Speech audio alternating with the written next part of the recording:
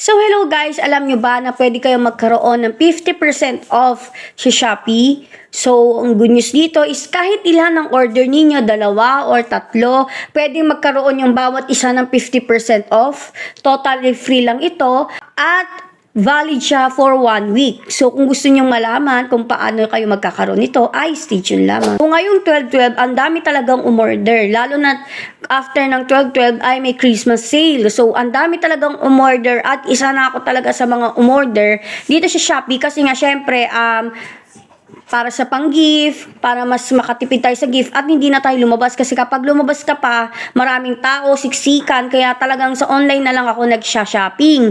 So, dito nga sa Shopee, umorder ako ng mga gift, dumating on time, tapos yung iba is na-delay talaga. So, wala naman akong problema doon kasi nga expected ko na yun, kaya talagang mas early ako nag-order kasi nga alam ko na medyo madedelay to kasi nga 12/12 tapos Christmas pa, so talaga namang dagsaan yung mga umorder dito sa Shopee. Ito nga yung pin-order sa akin ng mother-in-law ko kasi nga syempre ayaw na nilang lumabas pa Watson pa kasi ang daming talagang tao nung time na to sa SM kasi nga syempre magki-Christmas na. So pin-order niya ako sa Watson's official store to sa Shopee ng Dermaid Tawas Dry Shields deodorant. So in-order ko to December 17.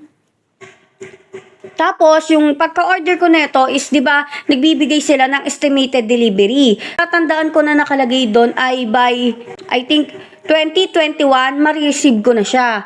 Tapos, hanggang December 23 na, dun ko lang siya na-receive. So, siyempre, na-busy na, nag-prepare na kami para sa Christmas. Kaya December 26 ko na siya na-check na dumating na siya. Tapos, pagka-check ko, kalagay doon na thank you for your patience with the order delay. Please claim a complimentary 50 pesos voucher. So, merong pa-voucher si Shopee kasi nga na-delay yung pagka-receive ko sa kanila. So, ito kasi 'di ba sa estimated delivery, dun ka talaga babase kung ma-receive mo talaga within the stated date kung makukuha mo talaga yung order mo. Pero kapag hindi mo na-receive dun sa sinabi nilang date or sa estimated delivery nila, magkakaroon ka ng complimentary na 50% off voucher para yun sa late delivery. So, makikita nyo dito, 50% off, minimum spend, 100 pesos.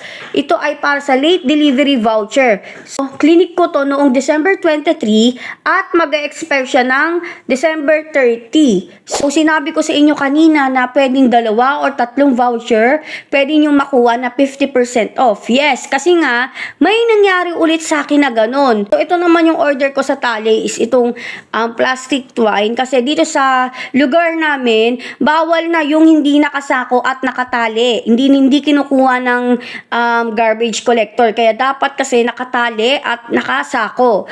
So dito ang nakalagay dito, in order ko siya ng December 22. Tapos ang natatandaan ko na estimated delivery nila is nasa 23.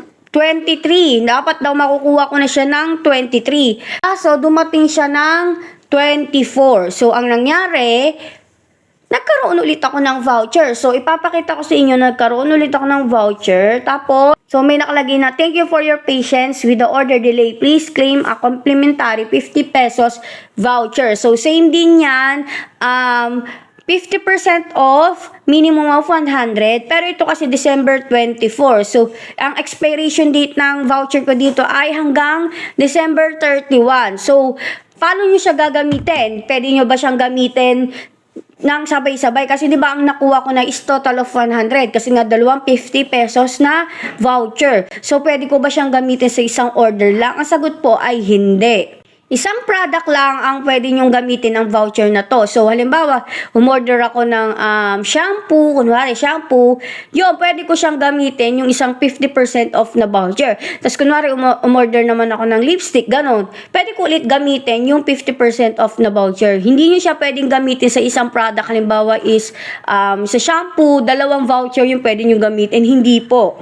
Kasi, sa mga ganitong discount, isa lang ang pinapayagan ni Shopee. So, sa ganito, hindi ko alam kung ang nagbabayad ba sa Shopee or si seller mismo. So, sa ating mga consumer or mga buyer, talaga namang nakakatuwa yung ganitong complementary ni Shopee kasi nga syempre nga naman expected mo ganitong dadating tapos hindi naman pala madidili ng isang araw, 2 araw. Good news talaga sa ating mga buyer na merong mga ganito. Pero hindi ko alam kung sa seller ba to kinakaltas or sa courier or sa Shopee. Pero yung mga seller sa Shopee sigurado sila yung makakasagot nito kung sa kanila ba kinakaltas yung 50% off na voucher na ito or sa Shopee. Pero sa tingin ko kasi sa Shopee to kinakaltas pero not sure pa rin ako dito. So yun nga no, sana may natutunan kayo sa video na ito. Thanks for watching. Yun lang!